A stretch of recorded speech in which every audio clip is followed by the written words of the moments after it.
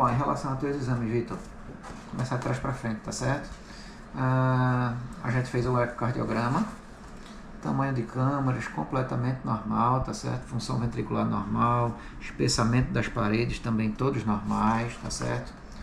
O colega aqui que é especialista concluiu com válvulas também todas normais, concluiu com um exame completamente normal, tá? Sim. A gente fez também um Doppler de carota, porque como tinha uso prévio de esteroide, é interessante sempre que a gente avalie se tem alguma lesão endotelial já aparente, e no caso a gente avalia a carota simplesmente porque é o ponto mais fácil de se avaliar, né? Você podia avaliar, sei lá, a artéria retiniana, mas a dificuldade seria imensa. A artéria dentro do cérebro, mas a dificuldade seria imensa. A artéria coronária, tem como avaliar, mas seria uma coisa mais invasiva. Então, a gente avalia carota, porque está aqui bem superficial, é fácil a gente ver. Quando ele bota o transdutor, está bem em cima, ele consegue ver espessura média intimal, ele consegue ver se já tem formação de placa, alguma coisa. E no bulbo, que é justamente onde tem a bifurcação, né, das artérias careta comum em carota interna e externa. Então esse lugar aqui é um local de turbilhonamento de fluxo de sangue e que mais facilmente forma as placas de ateroma, né, as placas de aterosclerose, formação de gordura, vamos dizer assim, essas plaquinhas de gordura dentro do vaso, tá certo? Então a gente avaliou também, Doppler de carota absolutamente normal, tá? Aí depois, partindo para o exame do teste cardiopulmonar que você fez, aquele exame da máscara, né, que a gente avaliou a tua capacidade cardiorrespiratória, ele além de ser um exame que avalia tudo que um teste ergométrico convencional avalia, ele avalia a mais toda a parte ventilatória, né? Então a gente tem alguns parâmetros que a gente avalia que são bem importantes para a gente, particularmente o VO2, que é o consumo de oxigênio pelo músculo cardíaco, tá certo? Então você atingiu aqui, no teu caso aqui, ó, eu botei teus dados aqui, homem, 42 anos, fisicamente ativo, tá certo? Quando a gente avalia aqui, ó, o VO2 que você atingiu, 43,74. Qual era o previsto para teu sexo e faixa etária? 35,44. Então você atingiu 123% do que era o previsto. Você chegou a 43,74. Essa outra variável aqui, que é o pulso de oxigênio, VO2 dividido pela frequência cardíaca, ou seja, quanto de batimentos de coração você precisou atingir para conseguir atingir esse VO2. Você fez 21,8, quando o previsto para você era 17,9. Você fez 121% do que era o previsto, acima também. Frequência cardíaca máxima, previsto para a tua faixa etária seria 178, você chegou a 181, ultrapassou também um pouquinho. Ventilação, atingiu 80% da ventilação, e normal entre 60 e 90 é normal. Então foi tudo dentro dos conformes do teu exame, tá certo? De acordo com critérios da American Heart Association, que é quem define isso para a maior parte do mundo, a tua aptidão cardiorrespiratória deu como boa. Pode melhorar? Ainda pode. Essa aptidão cardiorrespiratória é dividida em 6 classes. Muito fraca, regular, boa, que foi a que você atingiu, e excelente. Ainda tem superior, mas superior é só para atleta, a gente só consegue geralmente atingir em atleta de alto rendimento, né? Como eu trabalho com atleta, de vez em quando eu pego um ou outro animal desses aí, que os caras são realmente uns monstros, né? São muito bons os caras, entendeu? Um grupo de corredor profissional, triatleta que eu tenho aqui, os caras realmente atingem. Mas assim, tirando esse aqui, até excelente é bem possível num indivíduo fisicamente ativo, que se exercita, que faz suas coisas direitinho, como é o seu caso, como eu tento fazer também, você pode chegar a excelente sem maiores problemas. Para isso, treinar a parte aeróbica, né? Além de fazer a parte da musculação, que é fundamental, você deve continuar fazendo, mas a parte aeróbica também caprichar nessa parte. Todo dia aeróbico, né? Se possível. Se possível, né? Assim, eu não gosto de dizer todo dia, porque eu acho que é interessante você ter pelo menos um dia de descanso. Mas se você conseguir fazer 5, 6 vezes na semana, você vai condicionar cada vez melhor. Lembra, o coração é um músculo que a gente falou antes. É um músculo e você vai estar treinando ele. Sim. Tá certo? Então, além disso, a gente viu também comportamento da pressão, que também foi normal ao esforço, tá certo? Tuas pressões durante todo o esforço foram absolutamente normais. A gente define primeiro teu limiar anaeróbio, teu limiar ventilatório 2, que seria o ponto de compensação respiratória, e esforço máximo. Aqui com isso a gente consegue definir como seria o ideal de você se exercitar. Então, quando a gente vem para a minha conclusão, aqui eu descrevo todo o exame, tá certo? Tudo descrito, o exame bem direitinho, né? E quando a gente vai para conclusão e comentário, eu concluo o que eu descrevi na descrição do exame, tá certo? E no final eu gosto de sempre colocar essa informação que eu acho que ajuda muito o paciente, o atleta, ou quem quer que seja, que é uma frequência cardíaca para sugerida para treinamento aeróbico. Tá certo? Que no seu caso vai variar entre 162 e 172. Então, se você faz atividade física aeróbica, resistido não. Resistido você faz uma série e para um pouquinho para descansar. Então, não tem como o teu coração subir e se manter nessa frequência cardíaca alta. Mas no exercício aeróbico, que é aquele exercício contínuo, onde você vai ficar ali 30, 40 minutos correndo, ou no elíptico, na esteira, na bike, onde quer que seja, tá? Você tem condições de desenvolver um grau de esforço X, que a gente considera um grau de esforço ótimo, em que ele vai ser de fato eficaz para melhorar a tua condição cardiovascular. Então, obviamente, quanto menos condicionado o paciente está, quanto mais fraco ele está do ponto de vista de condicionamento físico, ele precisa fazer um nível X, que é um pouquinho abaixo de que quem já está mais bem condicionado, né? Você sair do 0 ao 9 é relativamente fácil, mas do 9 para o 10 às vezes é mais difícil, né? Quanto mais bem treinado você está, melhor você tem que ir, mais duro você tem que treinar. Então você já está num nível de treinamento bom, que pode melhorar? Pode, mas aí você vai precisar de uma intensidade um pouquinho maior, que no seu caso vai ser entre 162 e 172 batimentos, a nível do teu condicionamento atual, tá? Então o que é isso? Se você estiver na esteira lá, ou na bike, no elíptico, onde quer que seja, não sei se você usa frequencímetro, mas se você não utilizar, os equipamentos da academia costumam ter um local onde você segura ali com as duas mãos, 15, 20 segundos, ele costuma dar o batimento. Se estiver marcando bem certinho, a gente espera que esteja, né? Então você vai saber através daquilo se o nível de esforço que você está fazendo está ou não adequado para o que você precisa fazer para, de fato, ser eficaz para melhorar o seu condicionamento. Então, se você, digamos, no seu caso, você está fazendo lá, correndo na esteira, um trotezinho tal, de boa e tal, mas que está em 150 batimentos, você, claro, é legal, é interessante, é melhor do que não estar fazendo nada, claro, sem dúvida alguma, mas ele não vai estar sendo tão eficaz quanto poderia ser para melhorar o teu condicionamento. Ao passo que se você aumenta um pouquinho a intensidade, ou seja, aumenta o grau de esforço, chega nessa faixa aqui entre 162 e 172, mais uma vez, isso aqui é para você, tá? Não é para todo mundo, isso aqui é o exame individualizado seu. Então, no seu caso, 162 a 172, se você consegue manter durante um tempo ali, 30, 40 minutos, um grau de esforço e a frequência se fica aqui nessa faixa, seguramente você vai estar progredindo no teu condicionamento físico. E aí a pergunta, talvez, se eu passar de 172, vai acontecer alguma coisa comigo? Vou ter algum problema? Não, não vai. Na verdade, durante o exame, você inclusive chegou a 181 e não teve problema nenhum. Mas a partir daqui, a partir de 172, é um grau de esforço tão grande que aí sim você vai fadigar mais rápido e você não vai conseguir manter. Então essa faixa aqui seria a faixa ótima, onde ao mesmo tempo você consegue manter e ao mesmo tempo ela é eficaz para te melhorar. Então isso é uma das grandes coisas que esse exame particularmente consegue definir com precisão para o paciente, que um teste ergométrico, por exemplo, não consegue. Então aqui você consegue definir bem isso e direcionar o treinamento do paciente, do atleta, de quem quer que seja, de forma muito mais precisa. Né? Você consegue fazer uma abordagem muito mais precisa e conseguir melhores resultados a médio e longo prazo. Por isso tem gente que não consegue evoluir, né? Fala, eu corro 30 minutos todo dia e não consigo... Mas de repente você está correndo, mas está correndo errado. Né? Ou está correndo aquém, ou está correndo além. Aí além você...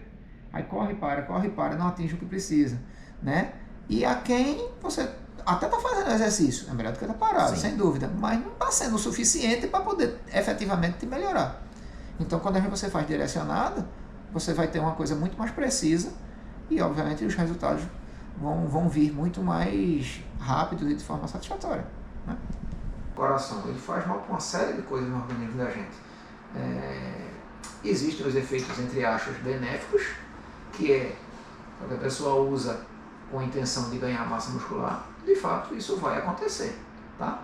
Só que às custas de algumas coisas que vão lhe prejudicar, não só agora e mais para frente, posteriormente, tá certo? Então, em relação à pressão arterial, ele aumenta a resistência vascular periférica de modo a aumentar a pressão arterial. Imagina uma mangueira onde você tapa na frente da mangueira, você diminui o lumen dela, consequentemente vai aumentar a pressão dentro dela, por isso que a água vai lá na frente. É a mesma coisa, ele faz isso dentro do vaso, só que aumenta a pressão dentro do vaso. Isso é prejudicial. A mesma coisa no coração, ele leva a uma hipertrofia, um crescimento dessa parede do coração. O próprio esteroide ele leva a isso. Além disso, o aumento da pressão também vai fazer com que esse coração funcione como uma bomba que está empurrando o sangue através dos vasos. Então, se eu tenho um aumento da pressão dentro do vaso, essa pressão é retrogradamente retransmitida ao coração. Entendi. Tá certo? Entendi. E o coração vai ter que botar mais força ainda para poder ejetar esse sangue. Então, o coração é como um músculo. Se você pega bastante, faz bastante força com o músculo, na tendência que o músculo hipertrofia, o músculo cresça, a mesma coisa acontece no coração. Se ele está trabalhando forçado contra uma pressão maior, a tendência é que com o tempo ele hipertrofie. Só que diferentemente da musculatura periférica, a hipertrofia no músculo cardíaco ela não é uma coisa benéfica, ela é prejudicial, né? Se isso aqui se mantiver crescer realmente bastante, isso pode levar a uma hipertrofia cardíaca, e que é irreversível, tá certo? Se isso se mantiver, não for tratado, isso pode inclusive vir a causar, depois de um tempo, dilatação cardíaca, e o paciente no futuro evoluir com insuficiência cardíaca.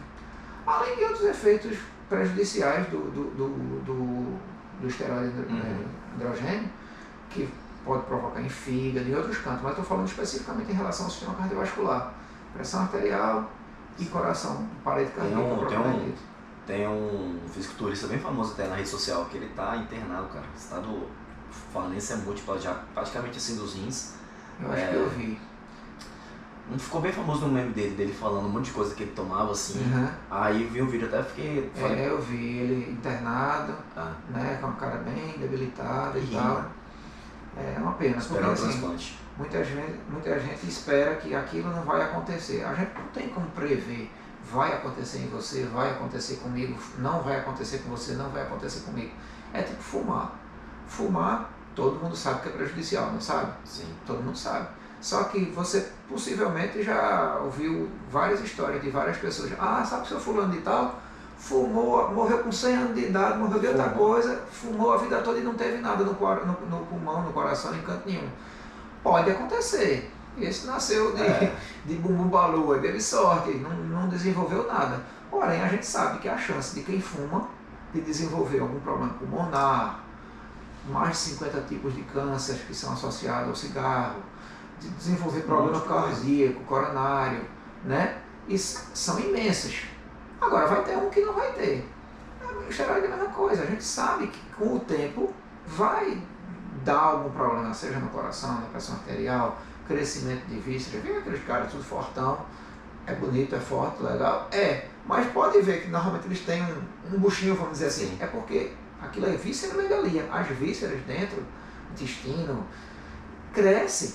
Tanto é que se você for ver, eles têm, fulano tem como se fosse uma barriguinha estufada. Não é, é porque o intestino está maior, cresceu dentro, as vísceras crescem. O fígado pode sofrer, tem aumento da incidência de câncer de fígado, por exemplo, com uso de esteroide anabolizante. Então tem uma série de problemas que pode vir a acontecer com o tempo e que a gente não tem como prever. Sim. A gente sabe que pode acontecer, a chance é grande. Vai ter um ou outro que não vai ter nada? Vai. Eu não tenho como adivinhar. Então, por isso que a gente não recomenda, porque é uma melhora que o cara vai ter agora, acho que lá na frente, possivelmente, vai pagar o preço. Então, a gente não recomenda. Tem que estar disposto a pagar esse preço, né? Exatamente. E aí, justamente para quem toma, mais uma vez, a gente não recomenda tomar, mas para quem toma, o ideal é que você, se vai tomar e assumir o risco por conta própria, pelo menos que você seja avaliado periodicamente, né? Faça algumas coisas, por exemplo, tem um método que a gente desenvolve que faz no ecocardiograma, que é o strain cardíaco, que no ecocardiograma normal não se vê, mas que com essa ferramenta adicional você pode identificar algumas coisas de forma bem precoce. Então, algumas alterações que vão acontecer no coração com o uso de esteroide, por exemplo, você pode pegar isso bem precocemente, né? Essas alterações, antes mesmo de estar alterado o eco, a alteração desse strain cardíaco. Assim como no exame de esteira com a máscara, que foi o que a gente fez para você, o teste cardiopulmonar, ou ergospirometria, também a gente vê algumas alterações que são bem mais precoces e bem mais relevantes do que se fosse um teste ergométrico normal. Então, por exemplo, para quem é atleta ou para quem faz uso de esteroide anabolizante, aqui a gente tem disponível o que seria de padrão ouro, né? Que é o teste cardiopulmonar e o strain cardíaco. São duas ferramentas que você consegue identificar os problemas de forma muito precoce. E dizer, ó, se liga, tu vai se lascar, não vai por aí. Antes de acender o sinal. O melhor é que não tivesse por esse caminho, mas já que tá, ó, eu tô te mostrando que se tu continuar assim, a coisa pode não ir bem para você, né? Aí são formas que a gente tem de identificar e tentar orientar o paciente da melhor maneira possível, né? Embora, volto a dizer, a gente não recomenda, mas se ele quer fazer, eu não estou aqui para julgar. Eu não sou Deus, não estou aqui para dizer, não faça. E esse pessoal que faz esse acompanhamento com o especialista, que eles chamam de TRT, é um risco, cara, que é mínimo, ele é controlado, né? Veja, ou TRT na verdade é tapar o sol companhia. Vaselinar, uma redução de dano, assim, uma tentativa de redução de dano. Não vai reduzir. A médio e longo prazo vai provocar a mesma coisa. É porque ele dá doses menores, mas essas doses são cumulativas. E outra, existe a chance de você bloquear seu eixo, né? O eixo de produção normal de testosterona. Existe uma coisa a nível cerebral, né, que chama de eixo de feedback. Então, o cérebro manda informação para que seu corpo produza testosterona, ele produz, e aí existem alguns receptores que dizem, ó, tá produzindo, tá ok. Aí chega a informação lá no cérebro dizendo, já tá produzindo, já tá ok, pode parar de produzir, certo? No momento que você começa a tomar exogenamente, ou seja, tomar por fora, né? Se injetar, ingerir, o que quer que seja, o cérebro não consegue identificar se é você que está produzindo ou se você está adicionando ao seu corpo. O que ele identifica é que já tem suficiente, então ele para de produzir. E se isso está contínuo, ele vai parar definitivamente de produzir. Você mata seu eixo. É por isso que para de tomar, ele vai ter baixa e o cérebro dele não detecta que está baixo para mandar produzir. Aí ele tem que repor toda a vida, porque senão ele vai ter deficiência o resto da vida. Entendeu? Aí o resto da vida ele vai precisar repor. É uma situação que é bem complicada, porque veja, ele vai ficar dependente disso daí o resto da vida, com todos os efeitos que a gente explicou que isso pode produzir. Fica que o testículo vai diminuindo, né? Sim. Fica brincando, cara, tem um... Porque veja, o testículo é quem produz. Ele recebe informação do cérebro para dizer, produza testosterona. Se eu estou dando testosterona por fora, ele para de receber esse estímulo do cérebro. Então ele vai atrofiando. Depois que ele atrofia, acabou. Mesmo que depois ele volte a ser... Existem algumas técnicas, se a atrofia não for completa, alguns tratamentos com endocrinologista para tentar restabelecer o eixo, um tratamento chato, longo, mas que pode até melhorar alguma coisa, tá? Não vou dizer a você que é 100%. Sim. Agora, se houver uma atrofia completa, aí vai ficar cada vez mais difícil. E quanto mais tempo você toma, mais você vai ter atrofia. E aí a chance de você precisar lá na frente ter que tomar o resto da vida é enorme, entendeu? Pessoal, então hoje mostrei aqui para vocês a minha consulta aqui com o Dr. Jerônimo Moscoso, tá bom? Espero que vocês tenham curtido. Doutor, forte abraço, obrigado, viu? Tudo de bom, viu? É um prazer. Abraço. Então, se você não assistiu os outros vídeos, tem mais vídeos no canal. Aqui eu mostrei um pouquinho do meu dia a dia com uma consulta maravilhosa aqui com esse médico de excelência. Qualquer coisa é só procurá-lo aqui na clínica Dermacordes. Isso aí, um forte abraço, até o próximo vídeo.